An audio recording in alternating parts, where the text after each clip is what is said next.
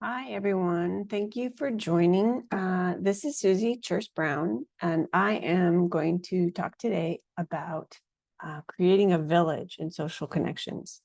So I hope you're all doing well. It's a very nice sunny day here, and it's always lovely to look out my window and just see a bit of sunshine. We went through a rainy stretch not that long ago, so the sunshine is, of course, very, very welcome.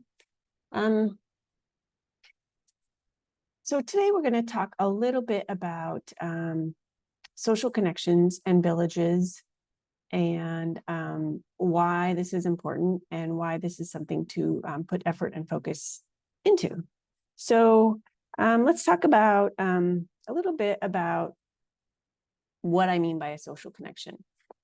So it's important to understand that human beings are, by their very nature, social animals. We tend to do best and thrive best when we are in amongst a community, especially if we are contributing to a oneness or some sort of common good.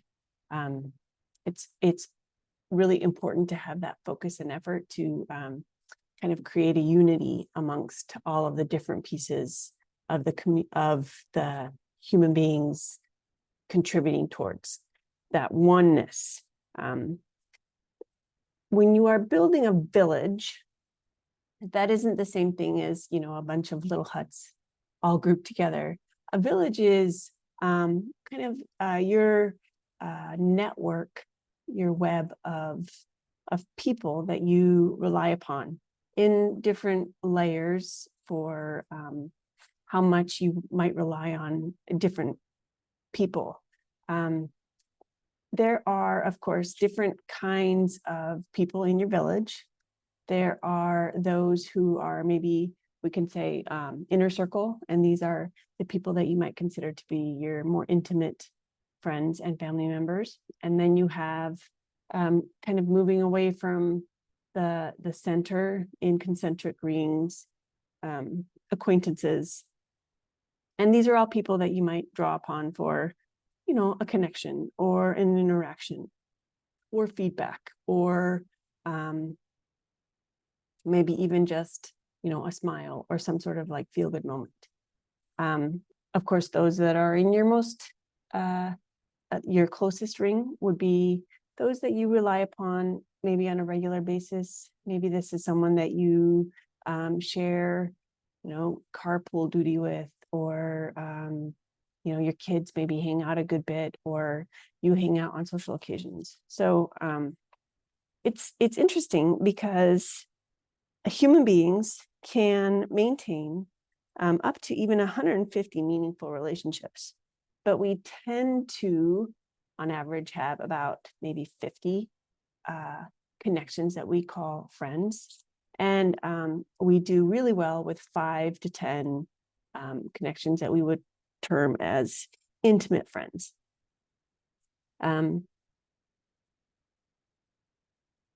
So why is a village even important? So you have, of course, your favorite people, your family, your adult partner, your kids, maybe your next door neighbor or the people that you hang out regularly with. Sometimes you need people outside of those specific favorite people, just to add nuances and layers to the different interactions that you might have.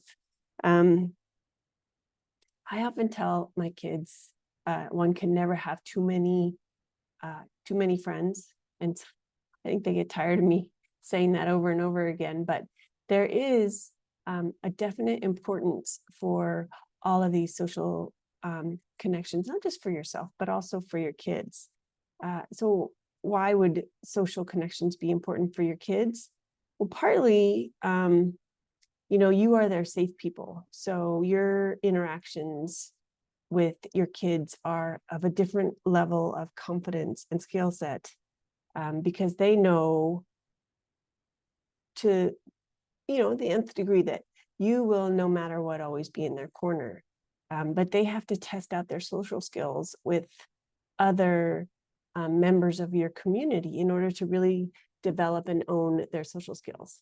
It's not just, social acceptance, but it's also, learning how to gain confidence in their conflict resolution and communication skills, their problem solving skills, and, learning how to deal with stress and how to interact with other adults that they respect, how to, be nice with younger people in your community and village.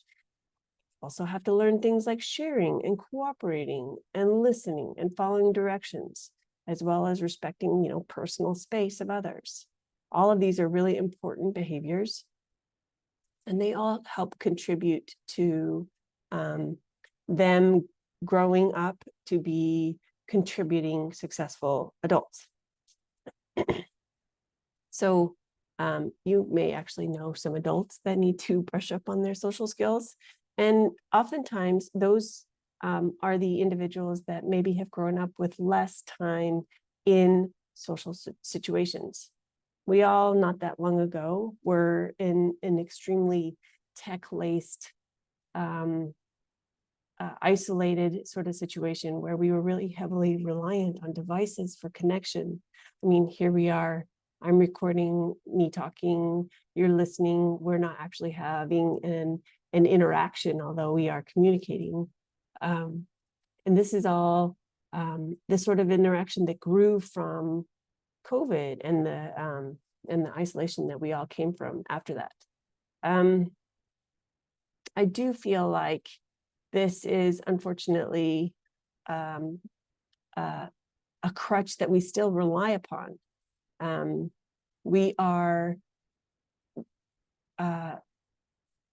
still growing back to where we were with all of that heavy dependence on technology. Devices are, they're a fact of life. Everybody has some sort of screen or device. Maybe it's their desktop computer, or maybe it's their handheld phone, maybe it's an iPad that they use regularly. The thing about a device and a phone is that it traps your attention, and it very quickly becomes the form of feedback that we especially our reptilian brain really enjoys, because it's automatic, and you tap something, you get a feedback. You tap something, you get feedback. If you don't like it, you can swipe, and then you find something else that you do like. So it's very, very interest driven, which is not the way an interaction with another human being works. So when you are talking with another human being, then there has to be a lot more give and take. You have to actively listen. You have to communicate back and respond in a manner that the other individual is expecting. So it's a lot more of a skill than interacting with a device. So it takes more effort, it takes more energy, and it takes a concentration. So definitely something to work on and work towards. I think some of the things that I've heard from other people who are experts in the field of social interaction refer to where we are now in our interactions with devices as a social atrophy. So we have kind of lost our social muscles, kind of like when you are not well for a good long period of time and you feel like your muscles and your cardio strengths are starting to diminish. There's an atrophy of the muscles that support your exercise efforts and your cardiovascular efforts. So you have to build back those social muscles in order to, get back into being adept at social interactions. So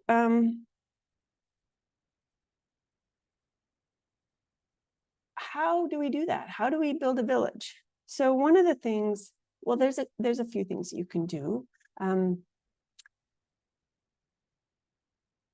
we don't necessarily know what's going on in the background or in the other exchanges that the people in our village are going through. We don't know what's going on in their home life necessarily. We don't know, how busy they might be. Maybe they have a very challenging child or job or pet. Maybe their pet is extremely bad behaved. So sometimes the automatic response to an invitation to connect might be just no. So you have to be the person that asks more than twice. Sometimes you have to ask 5 times or 10 times.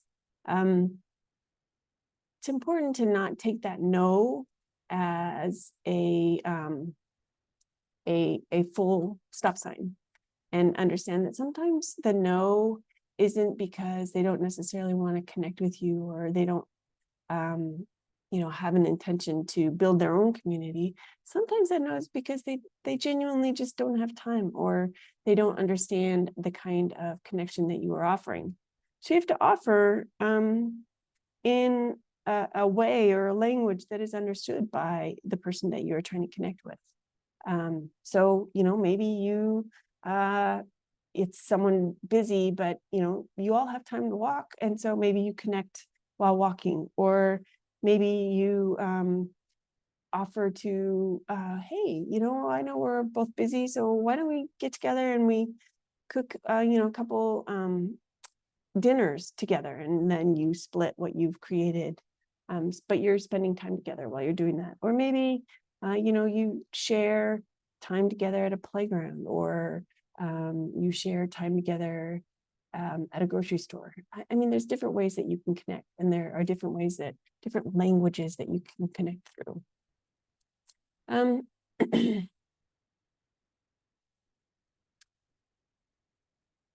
Don't say, let me know if there's anything I can do. So this is something that I often try and not do myself, because that's a really easy way to offer to connect. Just let me know what I can do for you. But that's actually putting the stress and the workload onto whomever you are offering that offer to. It's especially people who are stressed, or who have a lot of pulling on their effort and their energy. Maybe they've just had, I don't know, they've lost their job, or they've had a baby, or they're dealing with an illness, or an ill family member. They don't even know what they don't need. They don't even know what to ask of you. So it's easier instead to just, figure out what you can offer, and then offer that. Maybe offer, I can come over on Saturday or Sunday, and I can, clean up your yard. Or I can come over Saturday and Sunday and help you clean up your house. Or I can, hey, can I, come and sit with you while you are, doing something with your child. Or, as I said, do any batch cooking. Hey, you really look tired. Maybe you need a nap. How about I come over and sit with your kids for 45 minutes while you take a nap? Whatever, just offer a specific option that you are willing and able to do.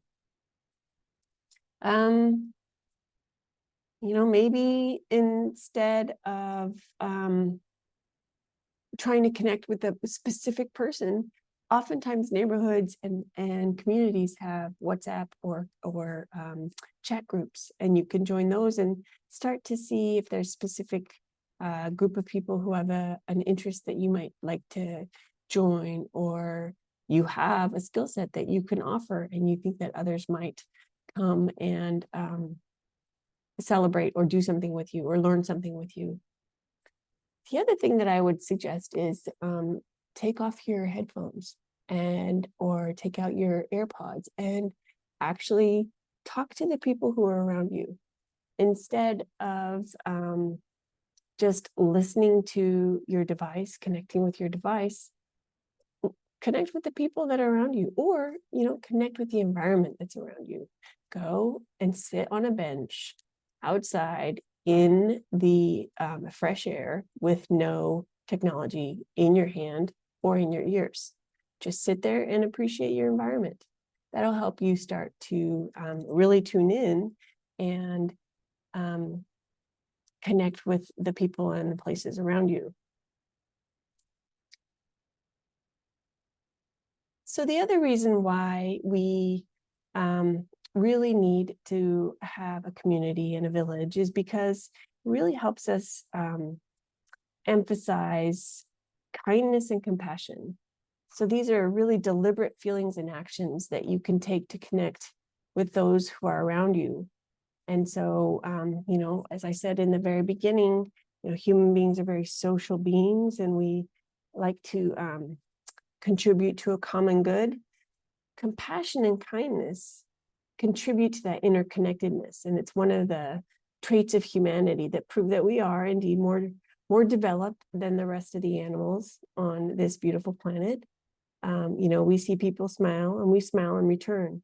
We see people crying or hurting, and we want to connect with them, maybe cry with them if you're a crier, a sympathy crier, or just you want to help them to not feel that sort of pain that would contribute to someone crying. We humans, we really like unity, and we value social connections, and we instinctively strive to create communities and depend on others in many different ways.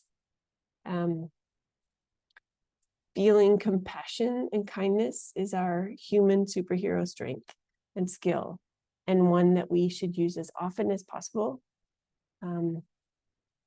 And hopefully, through the superhero skills, you can start to really connect and explore the different layers of people around you. Maybe the people that you join for your newly established book club don't end up being your besties or someone that you want to hang out with every night, but imagine the conversations you can have with these people that you're going to meet, and the different nuances and information that you can gain from them and help to really contribute to your social wellness and your social well-being. I hope that this conversation helps to encourage you to consider adding layers to your village, adding people to your village, and to really start to hone those social wellness skills, and that you will consider trying to connect with more people. And I'd love to hear about your progress in your village creation.